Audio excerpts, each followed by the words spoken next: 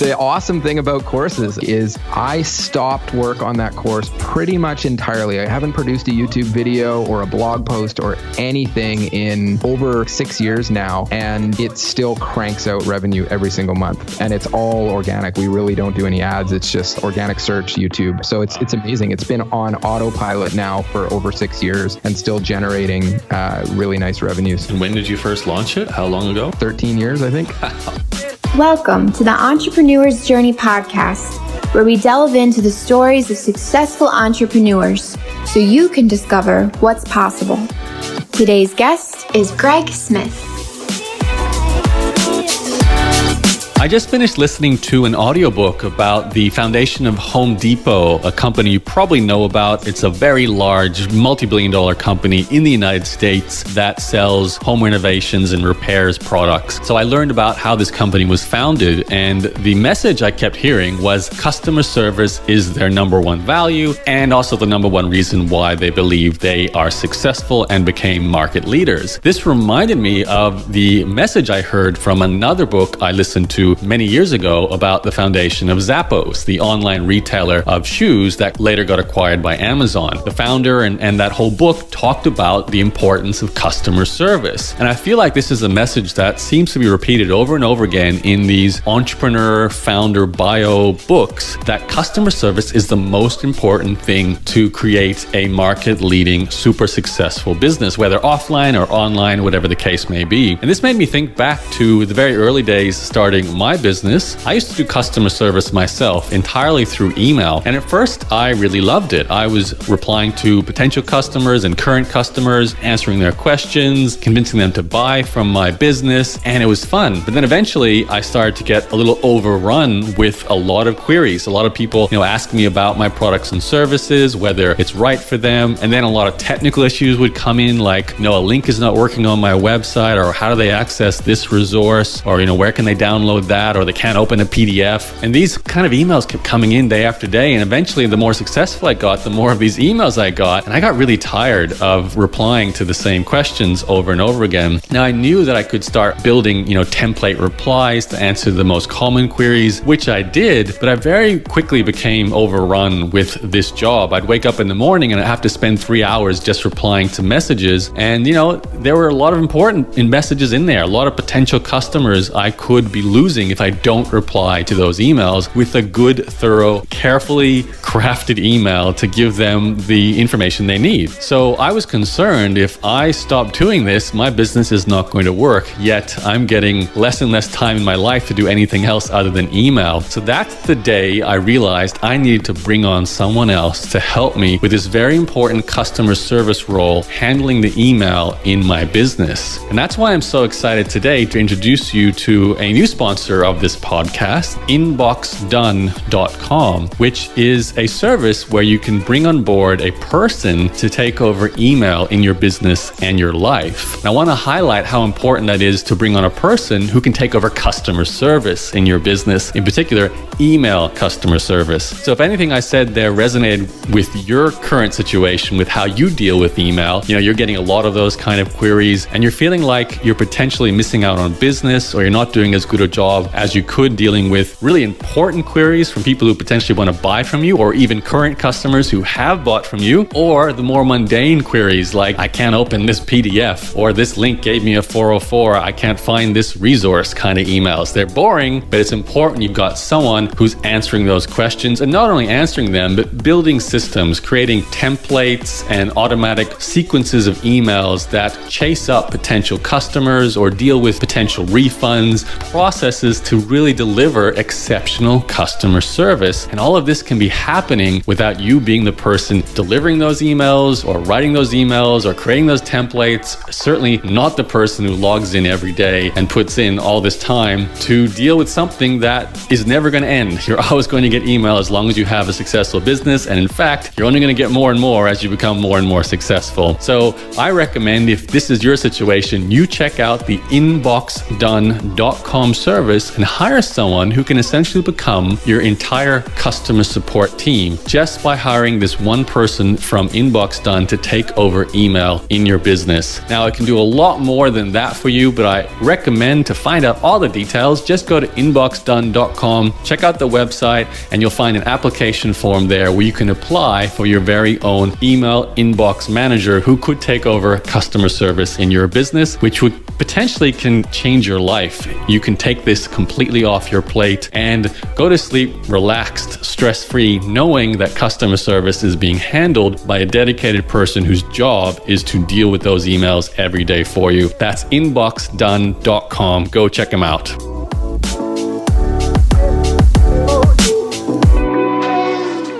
Hello, this is Yaro, and welcome to another podcast episode. Today, I have a guest who has built a company in an industry that I really enjoy. As most of you know, I've been in the sort of information marketing, teaching business. And in fact, I've made the majority of my online income from some form of online course for about the last 10 years or so. And my guest is the founder of a company you might know really well, because it helps us to set up and sell online courses. So I'd like to introduce you today to Greg Smith, the founder of Thinkific. Hello, Greg. Hey, Yaro. Great to be here. Thank you. So you have the easiest name to pronounce, I think, of any guest I've ever had on the show. So I appreciate that. Yeah, it's got its pros and cons. You know, if you Google Greg Smith, you usually have to add some sort of modifier like Thinkific or lawyer or something before you'll find anything about me. Right. So I guess it's good for anonymity, but not so good for building any kind of internet brand. You have the opposite of my name. I've owned Yaro since the beginning on Google because besides my father, there's not a lot of Yaros out there. So right. Yes. which is actually quite helpful. But yes, my condolences for all the Greg Smiths out there. You guys are just everywhere. So now, for those who don't know, Thinkific is a Vancouver-based company, and I know you guys have been growing like crazy. I've been to your offices here. Do you want to just give us a quick summary of what you do and how big the company is at the moment? Sure. So we started, actually now about 6 years ago, and we are a platform that makes it super easy for people to create, launch, deliver, sell, and market their own online courses or membership sites or online learning programs with full branding and control put into your hands. So really what we're going for is if you went out and hired your own developer or team of developers today to build out your own custom solution for delivering your own online content and education, that we'd be able to give you a much better result than if you went out and did it all yourself, and obviously at a much reduced cost. And so we've been around about 6 years, serve tens of thousands of course creators and millions of students. And our team now in Vancouver is about 70 people and hiring. So for people who are looking for especially digital marketing and product management jobs, we're always looking for awesome people and have a pretty amazing culture and having a lot of fun doing it. I was joking with Greg before we hit the record button how they have these Thinkific hoodies. I actually have one as well. And I swear, every time I hang out with someone who works at Thinkific or even used to work at Thinkific, they have the hoodie on. So it's a great promotional tool. I wear it. I think it's one of the best hoodies I've got. So whoever came up with that did a great job. Awesome. Yeah, they're fun. And they're comfortable. Yeah, and you also have a previous guest of mine, Lewis Howes, is one of your, I think, customers, right? He's used you guys for a number of years. Yeah, Lewis uses us, and Todd Herman now, and a bunch of other course creators who are doing great things with the platform. Okay, so when I was sort of introduced to Greg, well, that's not true. I met Greg first in San Diego because they host some amazing dinners there when some conferences are on. But when I first spoke to one of Thinkific's employees, Tyler, you might know him. Hello, Tyler. He mentioned that Greg has a really unique entrepreneurial background that goes back quite far. So, Greg, I'd love to go back in time and sort of explore what led up to Thinkific. And you mentioned that you may have had, I don't know if it's a lemonade stand or the baseball cards you were selling. What was the childhood entrepreneurial project? Oh, the childhood one. Yeah. Well, I do have an obsession now where, and my wife bugs me about it sometimes, is I can't drive past a kid's lemonade stand without going and contributing or buying from the stand to support the business. And even if that means sometimes driving to a bank machine and then driving back. So it's actually, I try and carry a little bit of cash because I'm so driven on plastic now. Everything's on credit card these days. But if I can, I try and carry cash everywhere just in case I come across a lemonade stand. So especially coming into summer. But I didn't actually do lemonade stands when I was a kid.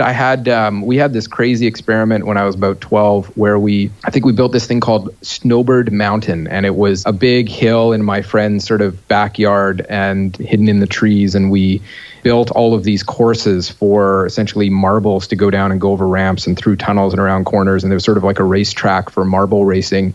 And then we'd invite all the neighborhood kids over that were a little younger than us to come and like race marbles. And I think there might have even been some betting, but gambling was not our business model. We sold candy. So we'd go to Costco and pick up massive bulk things of candy and then sell, 5 and 10 cent candies and recover our costs and make a profit that way. And it was actually, for a 12-year-old, a pretty lucrative little business, and it was a lot of fun. Genius. I love marbles. So you made your own theme park, basically. Yeah. Was that in Vancouver? It was, yes. Nice. Okay, so that kickstarted your fund for the next company. Is that right? Yeah. I think we probably spent most of that money on our own candy or other things, but you ate your profits, huh? Yeah. Not surprising. So, what was next in the entrepreneurial resume? Well, lots of little steps along the way. I had a company that did, when I was going through university, we did ecotourism, we called it, for ESL school. So Vancouver at the time, and it's still huge here, but I think downtown alone, there was 60 or 70 language schools for people coming to Vancouver to learn English and work or participate in sort of co-op programs or even just stay in homestays. So we would work with some of those schools doing their kind of adventure and outdoor programs. So it was a ton of fun. I would go whitewater rafting and snowboarding and go on all of these trips with people from all over the world and get paid to do it. So that was a fun next step in the entrepreneurial journey. Nice. Did you come across that just by chance, or is that something a lot of people do in Vancouver? One of my good friends and roommate at the time was from Korea. And so I think he'd come through one of those schools and saw it as an opportunity. And so that kind of kickstarted that thing. And then we did a bunch of other, just him and I and a few other people through university did a bunch of things to pay our tuitions, had a custom clothing company, a few other little businesses going through. And then even coming out of school, the first business I went into, this was a job. So actually, straight out of business school, I did get a job as a salesperson for a software company, but it was a 6-person company and I was pretty much the only person doing sales there. So it was kind of like, we just built this product, go find us customers. So it was a lot of leeway working for a small startup, which gave me kind of the early experience of doing small startup software scales, which was a lot of fun.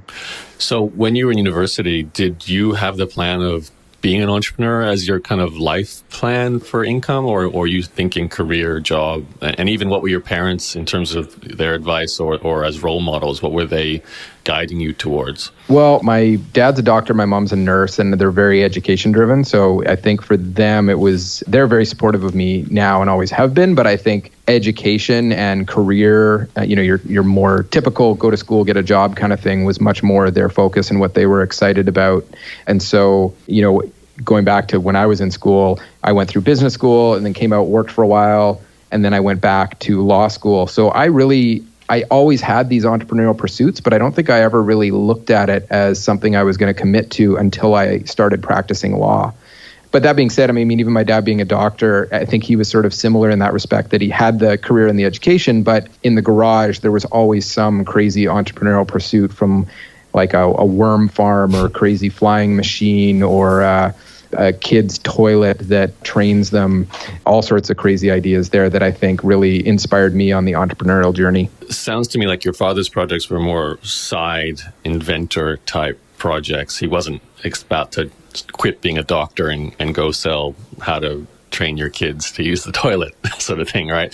But you just said before, as a lawyer was the first time you started thinking about entrepreneurship. Did I hear that incorrectly? Like you didn't like law, so you thought about entrepreneurship, or what was the connection? Yeah, so I got into practicing law, and I think the reason I went in, I did corporate and securities law, so I had a lot of like big corporate clients, and in the 3 years I practiced law, I got to see more corporate transactions than you do as a CEO probably in a lifetime.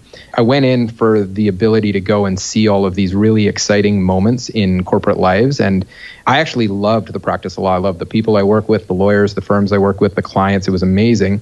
And I got such amazing exposure because they would parachute me into a business when it was going through a crisis or raising, $200 million or buying another company.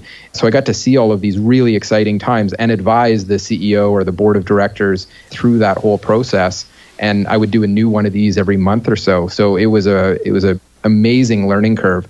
And I was loving that. But then actually, I think there was a moment there where I read the book, The Alchemist. And it for those of you who read it, it kind of walks you through this concept of sort of finding your place in life and what you really should be doing and what you're going to be super happy at.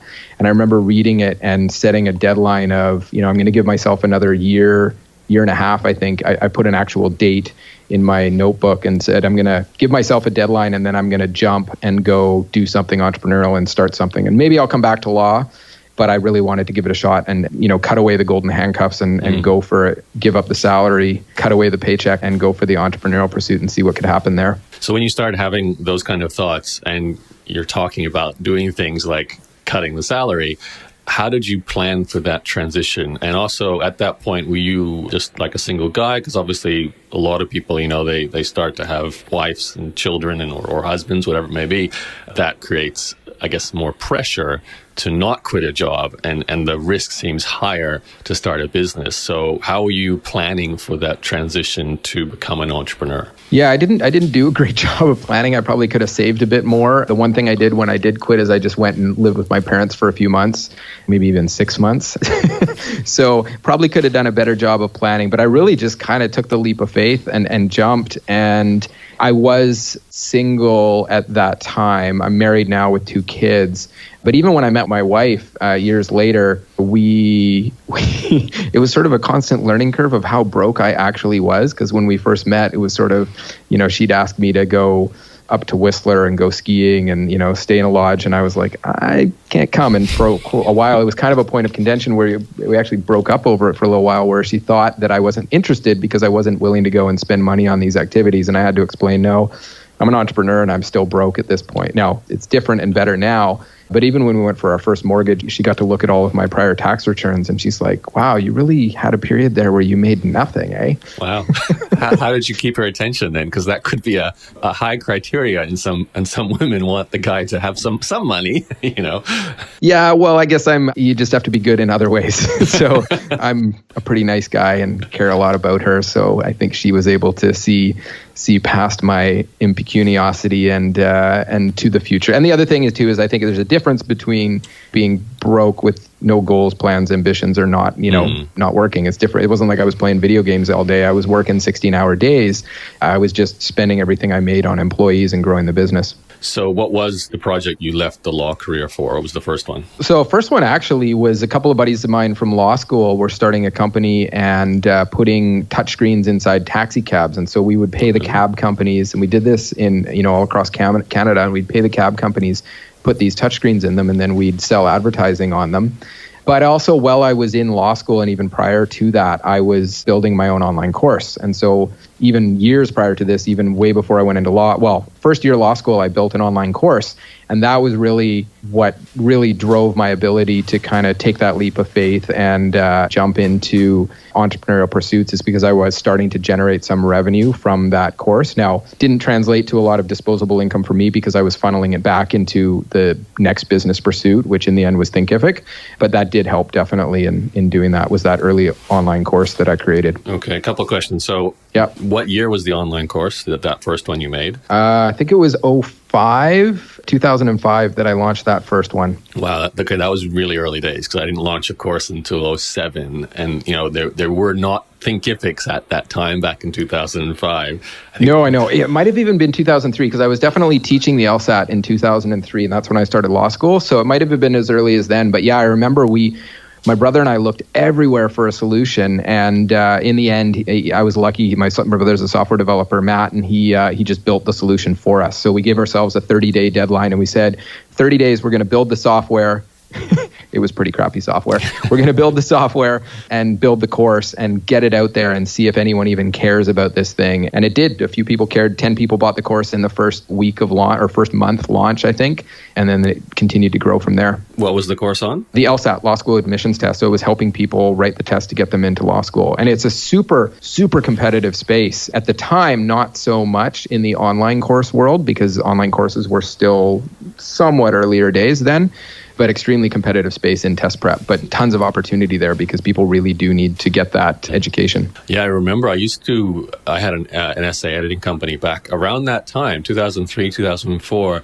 I remember putting up posters in Toronto, and there were so many posters from other people for LSAT and LCAT. I think that was the other one. It might have been a medical one as well. MCAT, yeah. Yep. We don't have that. I grew up in Australia, and there isn't, I think, the equivalent of that. So I never was quite clear on what that was for a while. But man, there were a lot of posters about those two things. So clearly it's a big need.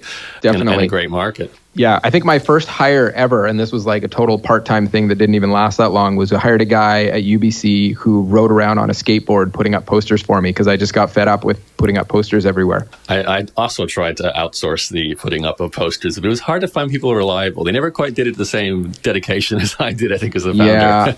Yeah. Or I would get messages from the university saying that they'd been too dedicated, posting it all over in places where it shouldn't be. Yeah, I've had that problem a couple of times too. You triggered a few things that I want to talk about. First, let's close the door on this course. Though you said you got 10 customers. How did you get 10 customers? So it all started, I was teaching a class in person, and that was going so-so, but it was pretty difficult to get people into the class because there's a limited number of people who take the LSAT every year. And so, then you're also limited by who happens to be in your city, who happens to be local enough to go to wherever you're offering the class, and who happens to care about it on this particular weekend. So I started, and then everyone I was talking to wanted private tutoring. They wanted to have a conversation. They wanted to have all this extra help. And I was finding a lot of my conversations were the same. So I created a little blog of just free resources, and I would drive people there and I'd say, hey, you want some private tutoring, start on the blog, read a couple articles. That'll save you the first 3 hours of tutoring I was going to give you anyway. And then we can sit down. So they'd do that. And then more and more people, even outside of Vancouver and all over the world, started reading the blog. And it wasn't anything amazing. I was still excited when I went to Google Analytics and saw that 10 people went on the blog that day. But that was enough to launch the course. And I put the course out there, and so really it was just the traffic from organic search of people coming to the blog and then seeing that I had a course that they could take for, I think the first launch was $29. So those first 10 people, I netted less than $300 out of it, but still it was a sign that there was something here. Well, you were really a pioneer. That's early days to go through that process. I can imagine just the fact that you had a website or blog with that content would have guaranteed Google search traffic. It would have been the early days for Google too, if I think back to then. They just got started, I think. Yeah, I don't know. I don't remember when they were getting started. I think it was definitely earlier than that, but it was certainly a lot easier then to get ranked for sure. And then I immediately went, branched out to YouTube and started putting content on YouTube, and that did exceptionally well. And then I hit a point where YouTube and the blog were driving $10,000 a month in sales just organically, which was great. Oh, wow. Okay. Well, I'd love to break down a little bit more of that because I can see how it leads to Thinkific, obviously, too. But before I do that, there's one thing I wanted to ask you about, which I think we might have possibly zoomed past, but I think I read about you somewhere. But were you part of it's like you run your own painting business here in Canada? Have you done that? I did work for alumni painters, and it wasn't really quite like one of the student ones where you run it yourself. It wasn't as entrepreneurial. I just got a job as a painter and then leveled up to like leading a crew, but it was still very much a job where I had the boss who kind of owned and ran the whole thing. He did the estimates and got the customers, and I showed up and just painted. Right. I keep meeting people here in Canada. Two of my friends from Toronto, Jay Wong and Kirsten Ross, both did that. I think Tyler also might have had something to do with that, who works at Thinkific now. It seems to be like a training ground for Canadian entrepreneurs. Everyone sort of starts there. So I thought maybe you were part of that crew as well. So I feel like maybe before your lawyer career, or maybe even at the same time, you had a lot of little short-term maybe jobs like the painting project, but also entrepreneurial projects. I'm guessing there must have always been like a conflict with you working what would very much be considered a career with law. That's, you don't study that much to then give it up, usually. Yeah. Some people do, but then at the same time, you seem to always be doing something, whether it was, from the marbles, right, the early days, and then, like running your own course. I can see, I guess the course has an overlap with what you did as a lawyer, but most lawyers don't go out there and decide to, hire a programmer to create a course, especially in the early 2000s. So at the time you're doing that, what was your motivation? I'm assuming you earned enough money as a lawyer. So what was this drive? Because you just said you made like $300 on the first 10 customers. So it's not exactly, that's like 1 hour of lawyer time, right? Yeah. So the course I actually launched around second year law school, I think. And so at the time, I'm paying law school tuition, and during the school year didn't have a job. I would work summers to help pay tuition. But so at the time I didn't have a lot. So launching the course was great. But also really, I guess the money was nice and it was great when it was really successful. But it was also really the impetus behind it for me in the early course days was very much that I was able to help other people. And people got to know that I could help people get a higher LSAT score. And so they would reach out. And I was actually running out of time because I was spending so much time studying for law that I wanted to create more of an automated, on-demand, scalable way to reach people. And people not just, because I was starting to get people even reaching out from other cities. And this gave me a tool where I could say, look, I can scale and I can help lots of people and reach lots of people and even generate some revenue, which makes it that much more scalable by putting together an online course. And then when I actually got into the big law firms and started practicing there, I pretty much stopped all entrepreneurial work. I really had no time to do the side projects very much. I did I think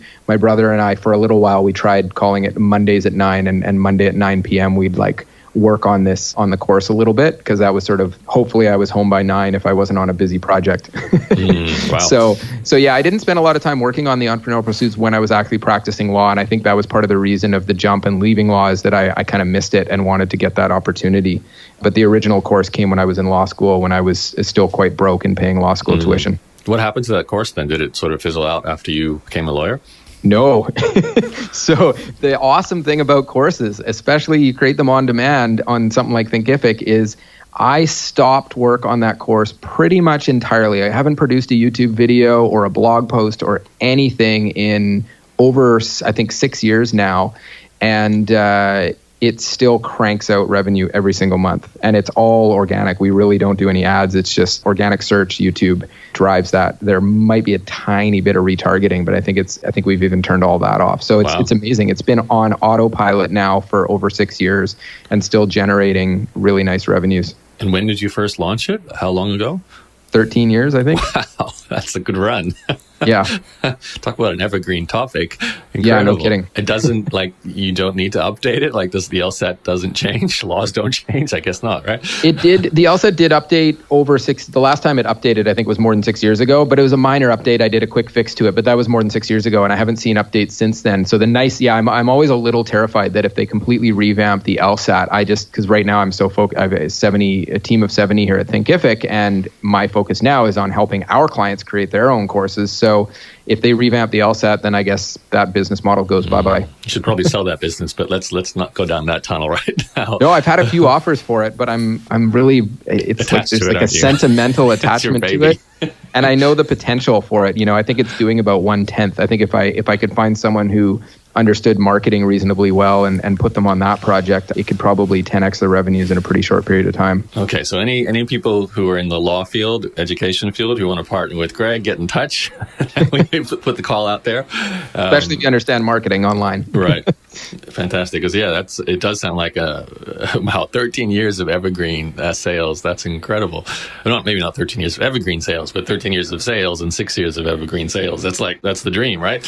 I didn't realize that you personally were such an example of selling an online course. So it's great to see. I'm guessing that was kind of like the doorway to starting Thinkific. But before we jump into that, you said your first business after quitting being a lawyer was actually putting in TVs and taxis. Is that what you said before? Yeah. So we'd replace the headrest with essentially like an iPad inside a headrest and then sell ads on it. There'd be entertaining content and then we'd sell ads to big ad buyers. Did you get rich and have a big exit? No, that one didn't go so well for me. I had a lot of fun doing it, but I think a couple of things is one of the bigger ones just being that my passion's always been really in like helping people and education and helping teach people. And even, with Thinkific, the big thing I get to do is help people build businesses and build education and help their students and get their message and their passion out. I was really missing that. I had that in law because I could help my clients build their business and get their message out. And now I have it at Thinkific where anyone who has an area of expertise or a passion they want to share, I can help them do that through Thinkific. But in selling ads, there was something missing for me there that didn't resonate with what I wanted to be doing. So how long did you go before you left that project? I think that was only about a year and a half. Okay. And what happened next? Then it was straight into Thinkific. We spent like a month revamping the LSAT course, which is Alpha Score is the LSAT course. Yeah, actually, I then dove into Thinkific. What is the website address before you continue for the LSAT business so we can check this out? It's alphascore.com, ALPHA. So like the spelling of the Greek letter alpha, score, like hockeyscore.com. And it, again, hasn't been, you might see a blog post on there, like one or two within the last 6 years that someone just sent me and then I just reposted it on the site, but it really we haven't done anything to it in quite a while other than make sure it's all set up on Thinkific once we got Thinkific launched. Right, the course actually runs on Thinkific now. You're still not using that first version of the platform. No, yeah, that first version was pretty painful. Okay. So, yeah. With the germination of the Thinkific idea, what were you like? How did that come about? What were you thinking? What was the need did you see in the market? And why did you think you were the person to potentially solve it? Well, so we had the LSAT course out. And what I found was people kept reaching out to me saying, hey, I want to do the same thing. And they weren't quite asking for what we did with Thinkific. Like Thinkific is that self-serve platform, put your content in, pick from a couple of themes to make everything look beautiful, launch your course, all the e-commerce, everything's built in. What people were calling me for way back then was, can you shoot my videos? Can you help me launch my course? Can you launch it for me and sell it for me? And then just I'll take a royalty, or how did you do what you did? But it was all really around the core message I was getting these inbound calls from was, I saw what you did with your LSAT course and Alpha Score. How can I do the same with my GMAT course or my SAT course or my kiteboarding course or my, filmmaking course? I'm teaching offline right now, but I want to take it online and I can't find a good solution. Can you just take my content and turn it into a course and sell it for me? And so that was really, it was constantly hearing that message from people. And we tried to work a bunch of deals where we'd get much more involved and we'd, film it and sell it and do all of the work for people. And I found that the best way we could serve them was actually just to build a self-serve tool, because what we really wanted to do was give people the same business ownership and success and control that we had with our own course, which is saying, you get your own site, your own brand, your own course, all the revenue is yours. You just go set it up and you're ready to go. At what point in this journey did your now wife enter the picture? I just want to make sure, because you said you met and you were very much a hustling entrepreneur. Was it the start of Thinkific or was it earlier? No, it was early days Thinkific. So it was early days Thinkific. I was still at the point where we had employees, but I wasn't yet paying myself a salary. Okay. All right. So she'll enter the picture shortly. So it sounds like a lot of people, when you get this demand coming at you, often the first way to think about servicing it is actually to offer a service, right? Like we'll do the videos, we'll build your website, and then do a revenue share, kind of like the agency model, I guess, right? So it sounds like you tried that and realized that it wasn't your future direction. The thing is, you decide then, I'm assuming, to build another platform, right? And I'm guessing you were planning to replace what you were running your own course on with that new platform. What did you learn from, hiring that programmer back in the very early days with that first course? You said you had 30 days, build the platform. Now, when you're about to create Thinkific 1.0, how did you go about doing that? Do you hire someone full time? Did you get venture funding? How did Thinkific start? Well, so the first programmer was actually my brother. So the first guy I worked with was my brother, Matt. And then so we did the same thing again years later when we wanted to take the idea of Thinkific and make it available to everyone. Is he did the code and I did the sort of sales and marketing. And he actually did a lot of the marketing too.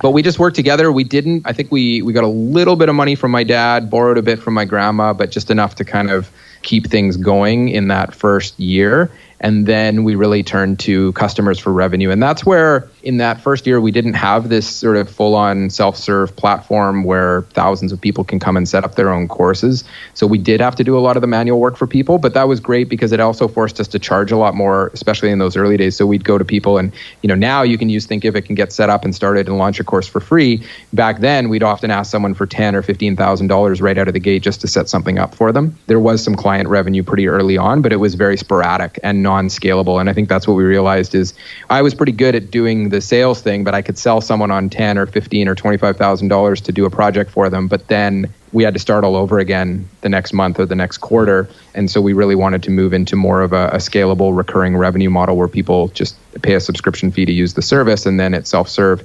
And that allowed us to serve way more people with a much more scalable model for us. Where did the Thinkific name come from? That one, we've looked at changing it a few times, but I do like it. Originally, my brother came up with Think mashed with terrific, and I think that was what it was. And then the awesome. .com was available. Now we're sort of looking at Think If I Could is a really nice sort of branding message associated with Thinkific of think if I could launch my own course, or think if I could teach the world, or think if I could, share my passion with others. And I think that lines up a little bit better with Thinkific and helps people remember how to spell it too. Right. That's a better kind of brand message, but I do like thinking and terrific. It's hilarious. Okay, I can imagine you guys sitting at a table brainstorming ideas and then, all right, let's go with this one.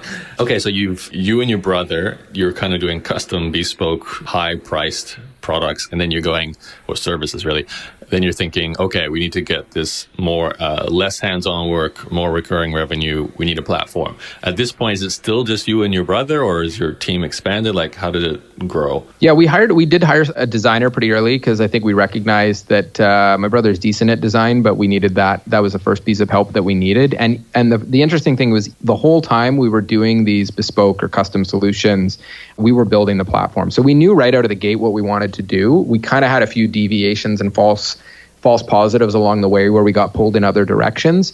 But right out of the gate, we were building the platform. So it was interesting. Even the code we were writing from day one was, in use years later when we really hit on the right business model and everything clicked and started working together. But those first 3 years were pretty rough and a lot of false positives and false starts. And can you maybe explain what you mean by like a false positive? Like what's an example? Yeah, so false positive for me is if you're good at sales or you have a relationship or you really push hard on something and then you get a little bit of success or a little bit of revenue, but there's not a lot to kind of follow on from that. So one thing we had some early success working with professional designation organizations. So these are like not-for-profits that work with, say, lawyers or HR managers or accountants. And so we had a few of those early on who were really willing to work with us and had budget. And so we thought, okay, well, this could be a great, niche within the market. If you think crossing the chasm and like going really after this specific vertical, this will be a great place to start. And so that was kind of a false positive because what we learned once we started investing a lot of effort in that industry was that in the not-for-profits in the professional associations is they were really excited about the project and they'd shake hands and say, yeah, we're going to do this, but it would be 12 to 24 months and 4 board meetings or 8 board meetings later before anything would happen. So it was just way too slow of a sales cycle and not a big enough return on it to make it worthwhile. So that was one of the kind of false positives we had, that it seemed like a good thing. And then as we went down that path, realized we should probably get back to our real vision here of making that self-serve platform for anyone to go launch their course. So with these false positives, it sounds like, I don't know how you're doing it, but were clients just kind of showing up, like, someone sees a course that you've built for someone and then they direct you like a referral? Like, was that where all the marketing was happening? Or were you, because you said you were the sales and marketing guy, were you literally sitting on the phone all day trying to drum up with clients during those early days? A bit of both. So I think in that particular space, there was a referral that came in and that worked well. And then I got on the phone for 2 months and just called everyone in the book that I could find. And that's where we learned that maybe it was a false positive because we got a lot of really positive initial feedback, but not a lot of things closing in any reasonable period of time.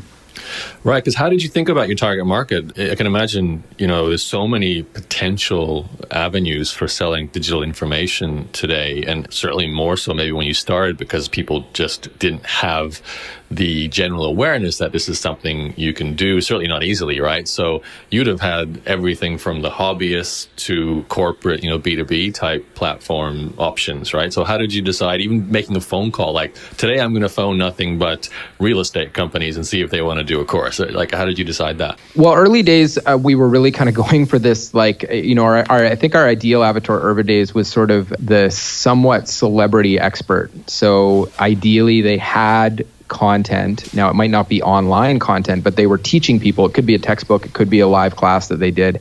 And then they had some sort of celebrity in that they were known, at least in their industry, as a key expert in that.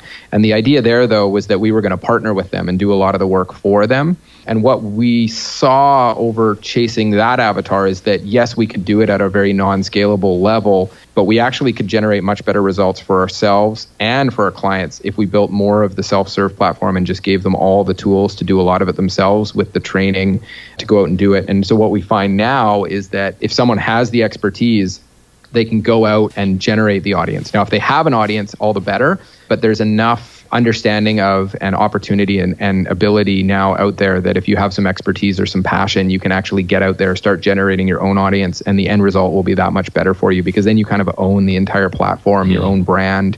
So like I see someone like, we have one client out of Australia, actually, Deanne Love, who does hula hoop training. And I think she actually started shooting video with an iPhone in a park of her hula hooping and put it online and built an online course showing people how to do really cool hoop tricks and for, fitness and dance and fun.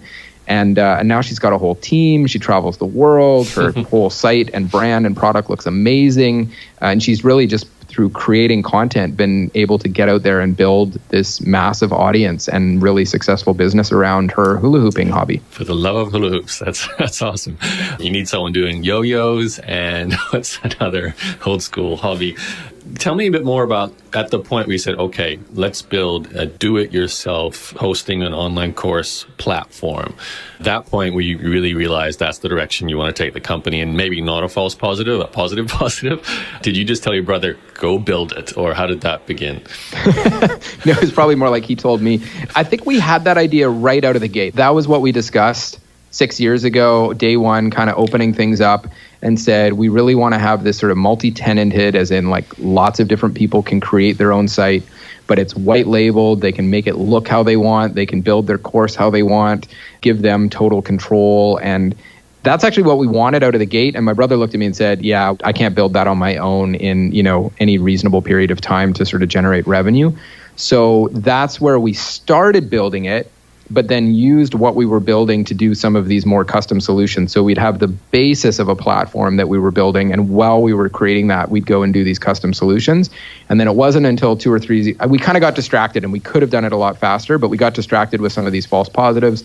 And then 2 or 3 years later, we came full circle back. And it was actually my brother who came to me one day and said, I think actually what he said is, I think we should be Shopify for online courses. And Shopify was really exploding at this point. And he said, I think we should basically be Shopify for online courses. And that's when we kind of went full board into that path. Another Canadian company too, right?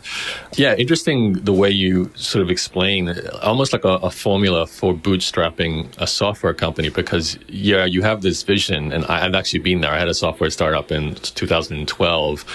And just like your brother said, we just couldn't build what we needed to make money in any short period of time.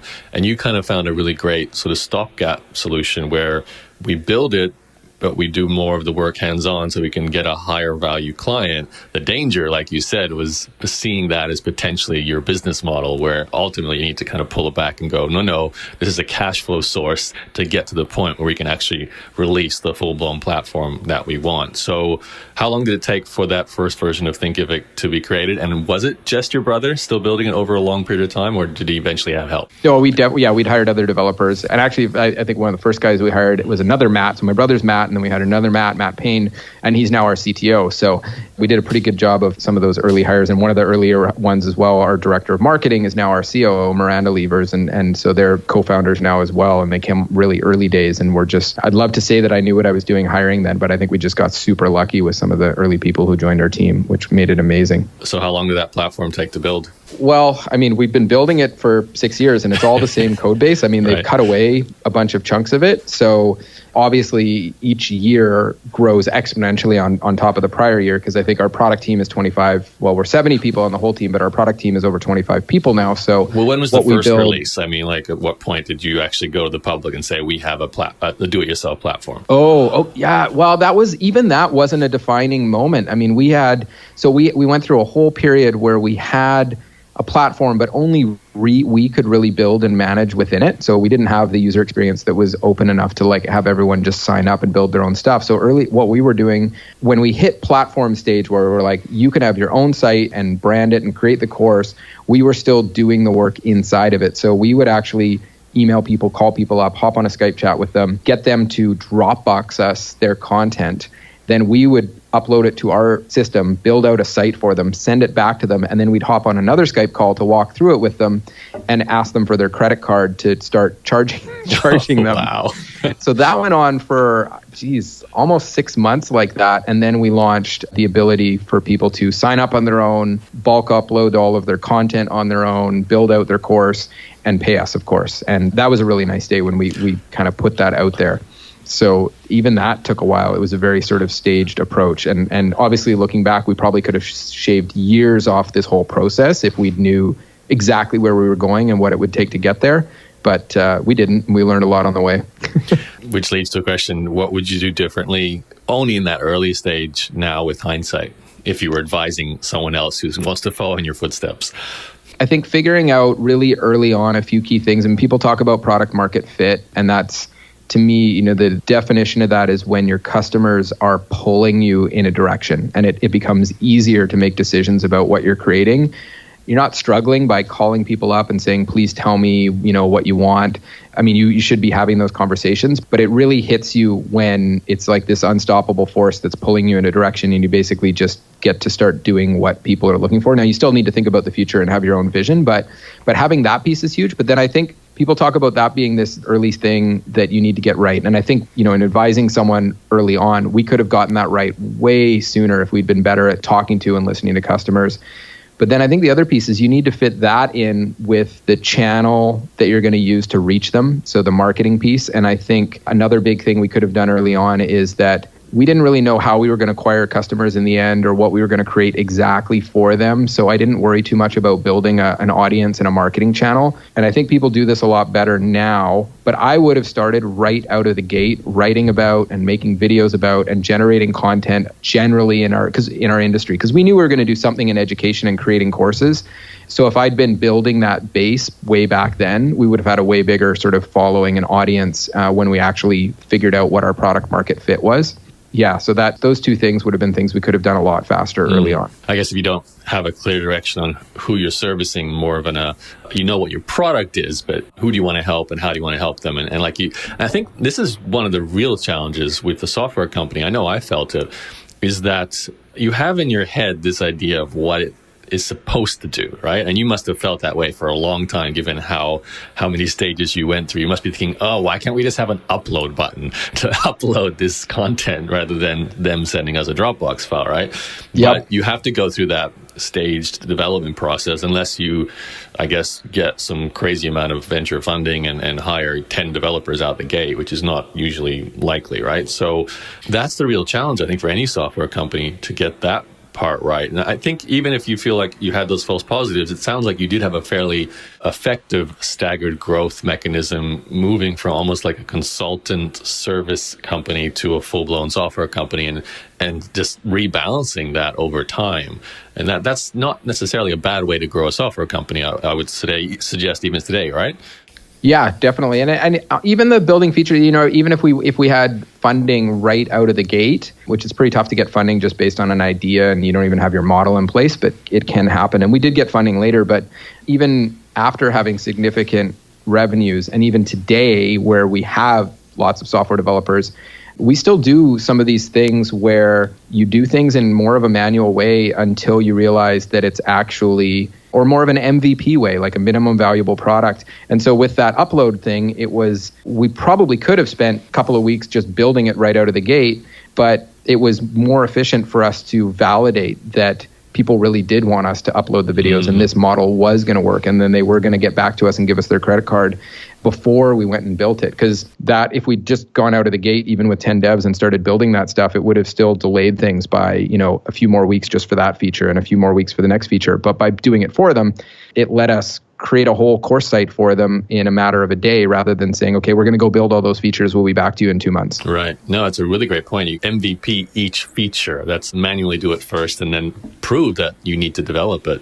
Like, that's very smart. A couple of things you mentioned, your hiring process early on, and even today. I'm kind of curious, as you grow a company now, which is, well and truly becoming a big company now in Vancouver here, do you, especially early on, are you, attracting people as promoting yourself as a, like a young tech startup who's offering maybe, a little bit of shares in the company for the early hires? How did you think about that part of the growth of your company? And even today, how do you think about it? Earlier, the first sort of 20, 25, 30 people, it was very sort of non-scalable, growth hacky. We'd hop on LinkedIn and Angel List and go to, meetups and post jobs on Craigslist and meet people that way. Crossing that threshold of about 30 people, we actually had Tia and then Amanda and Miranda, actually, co-founder of mine, took on a lot of this responsibility of doing the heavy lifting of hiring, and they got us up to getting thousands of applicants every month. They were doing a lot of promotion and going out there. And then we implemented actually top grading as a hiring process. So there's a good book called Who by G.H. Smart that walks you through this. And then you can actually take courses on it to get better at it, which we all did.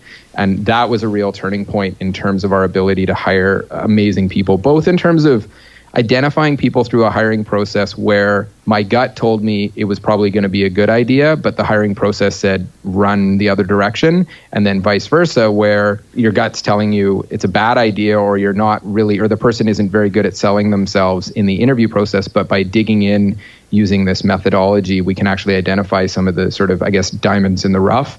And it's really skyrocketed our kind of retention and employee engagement and overall quality of hiring process. I'm curious, in the first sort of 30 people, how do you decide who to hire first? Like, is it a case, we need programmers now, we need customer service now? Like, is it just reactionary, or is there more of a plan to it? I'd say it was pretty reactionary, very much like, what is the single biggest limiting factor in the company right now? And then, can we even afford to fix that problem? So early days, it was, I had the business side, my brother had the back end code side, but we were always limited by front end development. So that was some early hire.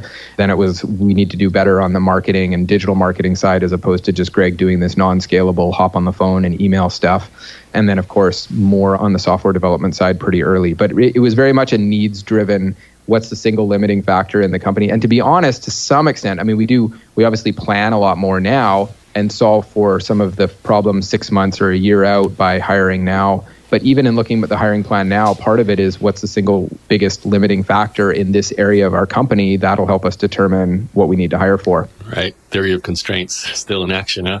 Yeah. What do you find in terms of incentives? Maybe it's changed. Did you offer like some sort of ownership of the company? Do you still or are people motivated by something else? What do you think is the best driver to get quality people today? We do stock options. We pay pretty well. We have a lot of wonderful, fun benefit and super cool culture. But I would say the biggest things and those things all kind of help. A lot of the studies on stock-based compensation is that it's sort of nice to get and people appreciate it when they get it, but it doesn't actually drive long-term behavior or drive a lot of motivation unless you do a really good job of talking about it and properly explaining it. And I think it works better in publicly traded companies when everything is going in the right direction. But what has actually worked really well for us is two things. It's an amazing company culture. And then I think our vision and our message and what we're getting to do and the feedback we get from our customers is super impactful for everybody who works here. And we're all kind of behind the idea that we can make a real difference in our clients' lives and in their students' lives. So that's a big piece. And then the culture side, we just have a super fun time as a company and people quite enjoy working here. And we run internal employee NPS surveys constantly just to make sure. And then we have, anonymous submissions of what's good and what's bad. And then we go out and fix things. Very cool. Now, you mentioned before venture funding. At what point did you decide that was something you wanted to, bring on board? Because you said you only had the family support with the very early days. Did you have to get some other funding? Like, how did the growth occur? Yeah, I think the nice thing for us was we never really had to and haven't had to. We were approached by some founders of other companies who had either were doing really well or had sold their company. And so they were interested in coming on board and just in developing a relationship over time, saw that they were able to add amazing value, either through introductions or business advice or guidance and, even just helping us through difficult decisions. And so that was really the reason for us to bring on some investors. And obviously the cash is helpful and nice, but we're lucky in that once we hit revenue, it's been growing so quickly that it's really helped facilitate everything that we want to do. Nice. So it's more like people coming on board that are not just for finance reasons, but for actually technical advice, support, mentoring, that sort of thing. Yes. Yeah. So it's guys like, Fraser and Dan from Recon who started VFF, or what was Vancouver Founders Fund is now VFF, and Jay there as well. And then a few other founders in Vancouver like Ryan from Hootsuite and Jeff from Build Direct have been amazing and super helpful at helping us grow the company. Speaking of growth, with a company like yours where it sort of transitioned into a full-blown do-it-yourself platform, you must have changed your marketing a little bit to represent that too. You would have had to kind of change your pricing point, your customer avatar. Sounds like maybe it eventually settled on what you described earlier, that sort of teaching specialist person. But how did you kind of, especially because you were the sales guy, how did that change the way you grew the company in terms of just finding new customers? Yeah, so early days when we were doing a lot of work for people, even shooting videos and marketing and sometimes just getting on the phone and selling their courses for them, we took a big cut of the course. But what we saw, and that cut slowly reduced over time as we did less for them and made it a bit more self-serve. But then what we eventually saw is that when you're taking a cut of someone's revenue, it attracts people either who fully expect you to do all the sales for them, or they don't have a big vision for where they want to go. And this doesn't apply to everyone or early customers, but just I think the general message it puts out there is, come here if you don't think you're going to actually be that big or you just want to kind of park your stuff here. I actually had a few calls with customers saying like, so you just take a cut of my revenue. So if I never make any money, I can just park all my stuff on your site for free forever. And I said, yeah. And they said, oh, that's great. And I'm like, I don't think this is going to be a good relationship here where you're going to park all your stuff. We're going to pay for all your video hosting and bandwidth and all this stuff and support it, but you're never actually intending on doing anything with this business or this course. It's free cloud storage, basically. Yeah. So we actually moved to more of there's a freemium model. You can start for free, and then we have a monthly fee. And that really was a big turning point for us in offering that. And we actually saw a noticeable spike and change in the slope of our revenue curve. And I think it's because it actually suited our deal clients a lot better that way. So I forgot, I haven't brought in your wife in this. I was kind of curious. She was there from the beginning of Thinkific, right? Not the very beginning, but fairly early days. Yeah. Okay. She remembers me coming home pretty frustrated sometimes in the early days and happy, wins and losses right. And all of that. Yeah. You didn't meet her at work, did you? No, I met her online, eHarmony, actually. Nice. Yeah. Okay, so how did she, obviously she's the one. That was before Tinder. Yeah, right. Well, yeah, a different platform. But how did she react? I guess because you said like during the early days you were this entrepreneur who had not enough money to go to Whistler for a weekend because you were too busy working and putting, I guess, all the money back into the company. How did she kind of play a part in the growth of, I guess, you as an entrepreneur, and how did the relationship, because I think it's something that can have an impact on a relationship quite significantly, because entrepreneurs are like almost married to their companies, right? So how did that interact with your eventual marriage, I guess? Yeah, she's been super supportive the whole way along. So she's it's interesting because I think some of the relationships I had shortly before that ended pretty quickly when they found out I didn't have a lot of cash on hand.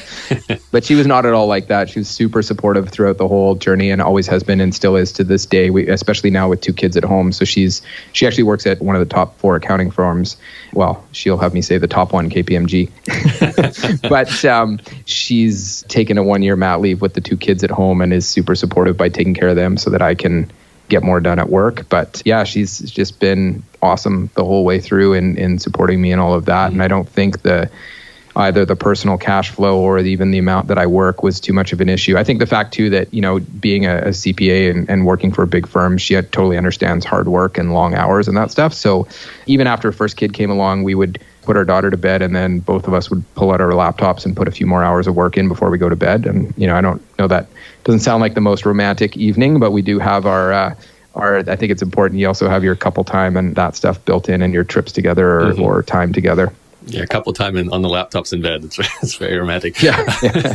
It never been like an opportunity or even a desire to potentially have her work with you in Thinkific, given there seems to be like an overlap in her interests as well. She did help with our financial statements a few times. And I think through that process, after doing it for the second year, she said, I would never work for you. So we have an amazing relationship and it's really healthy, but I think we both realized we didn't want to work together. So actually it's a good friend of hers now who was at KPMG before, who's now our director of finance. So she gets along great with the person who now does our financial statements, Zeus. But yeah, I think we realized in our small amount of working together that we're better off being married and not also working together. It is interesting. Some couples I've met who are 100%, they have a company together, they spend all their time together, they raise their kids together. And then there's some other couples who are like, no, we don't work together. And that's good because that gives us the time apart. We have our own things we focus on and we don't want to be 100% in our entire lives together. So it's funny how that can work either direction and seems to be fine for the sake of a marriage.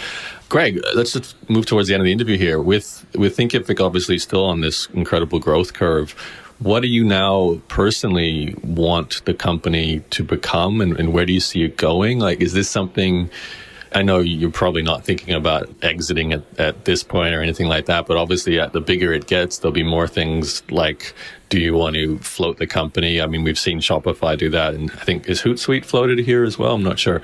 Obviously, that's an option. What are your personal goals for it?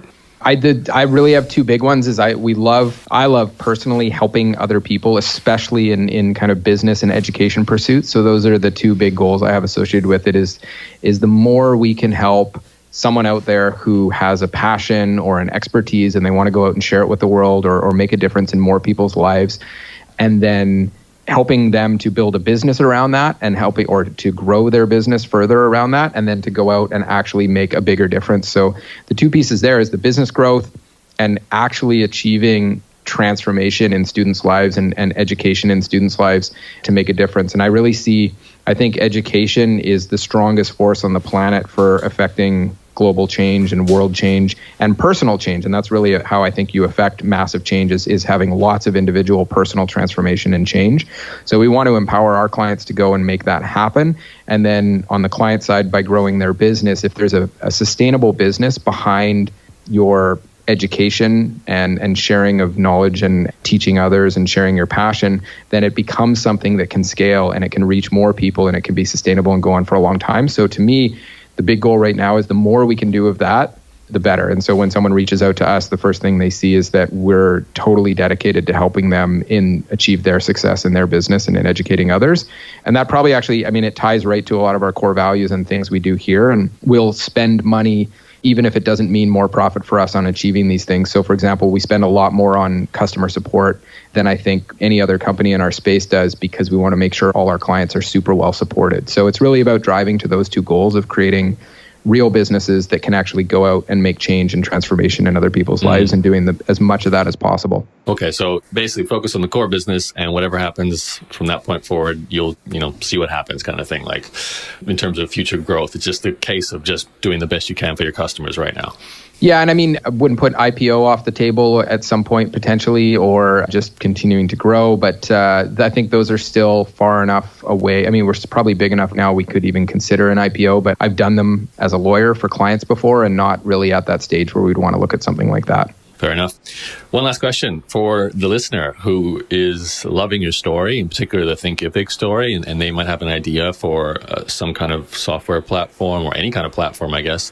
What would you advise them to do right now to get started in terms of, you've certainly got the hindsight experience, in particular with questions, I think, around funding, because software seems to be something that people feel they really do need to get funding, and potentially a lot of it, especially if they don't have a brother who's a developer on hand, to make the first version of your platform? Like, what would you advise to them? Oh, geez, on the funding start. So I think we were misled a lot in the early days of Thinkific that you could just put a pitch deck together, go to an event, throw up an idea, and someone would cut you a big check to go build your software company. I think barring the weird exception, and the weird exception being, you used to work at a company where you had prior successes and you have investors who are just willing to bet on your prior track record, which has to be pretty, I think, extreme. Or, other extreme examples. For the most part, I don't think that happens a lot just based on an idea and a pitch deck. So what I would say is figure out a way to do the non-scalable things, to start the building of that company, to get those first customers maybe on a more of a service basis initially, or find that co-founder. They have a lot of services and meetups and events and things to go find that technical co-founder. It doesn't have to be your brother.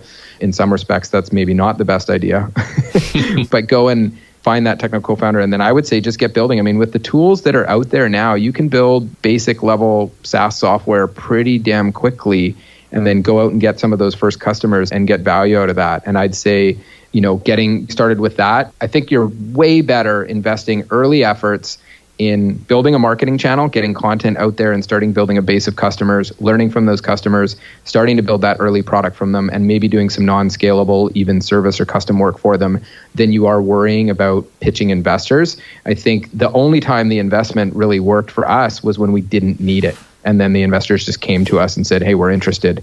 So you still have to put yourself out there when you get to that point so that they can even see that you exist and be interested. But early days, I wouldn't be worrying so much about investment. I'd be just getting something built, getting some revenue going, getting some customers going, figuring out ways to prove out that you have some kind of idea market fit. I should ask you also a very obvious question. This will be the true last one. For those people out there who might be thinking about creating an online course, how do you recommend they get started? And you know what? It can be the same people. Online courses can be a really good way of actually marketing and building a software company. I mean, Hootsuite uses us, Later.com uses us, Wishpond uses us. Lots of software companies into it. I think even Samsung does. So you can actually use courses now as a great marketing and sales tool and customer education tool. So even in building some of those early customers, so that can be some of that early content you create to help bring in some early customers. But yeah, for anyone who's interested in creating their own online courses, check out Thinkific, and we're there to help you get started. You can start out for free, and then we've got actually training on Thinkific to show you how to use Thinkific and launch your own courses. And then our support team is there to help you out all the time. And you just, literally, if I had nothing right now, but I wanted to get started with online course, would you be saying to me, go create your first video and then upload it to Thinkific? Is that sort of your suggestion? I'd even say go sign up for Thinkific, and then we'll give you a course showing you how to make your first video. So okay. even just out of the gate, I mean, I'd say the only place where it's a bit more challenging right out of the gate is if you have no idea what you want to teach. You don't have a particular passion you want to share. You don't have an area of expertise. That's where it becomes a bit more challenging. But as long as you've got that passion or that expertise that you think you can share with people, and even if you don't, we have ways of helping you. We have actually a course on kind of how to pick your course topic. So I would say sign up, check it out, play around with it, and then we can help you get started. Awesome. Greg, any last words? Thanks so much for having me. This was a lot of fun. I really appreciate it. And yeah. Let's, I'll obviously put the show notes. We'll put the links in here, but let's spell out Thinkific just in case. Just think if I could, except take off everything but the first letter of think if I could. So it's thinkific.com. Yeah. Awesome. Thank you, Greg, for taking the time to share some of the background story. Interesting, the lawyer turned software entrepreneur, and prior to that, marble entrepreneur. Fantastic. Or maybe candy entrepreneur. I'm not sure which I should category put you in, but I appreciate you spending the time with me to share that story. And I think everyone will have got a lot out of that. So thank you, and good luck with Thinkific. I know I look forward to seeing more of those Thinkific hoodies all around Vancouver and the world. So keep up the good work. Awesome. Thanks, Yaro. Hey, this is Yaro. I hope you enjoyed this episode of the Entrepreneur's Journey podcast. Now, if you're interested in following in my footsteps and becoming a podcaster, and in particular, you're focusing on conducting interviews with interesting and smart people, then I have the perfect program for you. It's called Power Podcasting, And it's a short course I put together to essentially teach you how to conduct effective storytelling interviews and get all the amazing details out of your guest so you can create very powerful podcasts just like the one you listen to. It doesn't really matter what topic you're covering or what type of guest you're inviting onto your show. My Power Podcasting course will teach you how to conduct the interview, what kind of questions to ask, and also how to use that podcast to ultimately grow your business, which means getting new followers, building an audience, and even using it to sell your products and services, and also to create audio products. So you could in fact sell your podcast, make money directly from audio content you create. To learn how to do this, you can sign up for my short course at power-podcasting.com. That's power-podcasting.com, and I can't wait to see you inside that program. Here's a sneak peek for the next episode.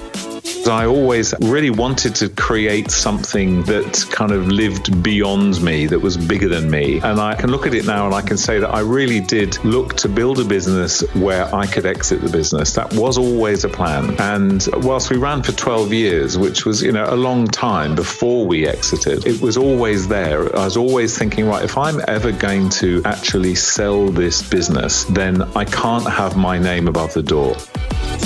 Thanks for listening to the Entrepreneur's Journey podcast, the original entrepreneur interview podcast established in 2005. For more episodes, head over to ejpodcast.com. See you next time.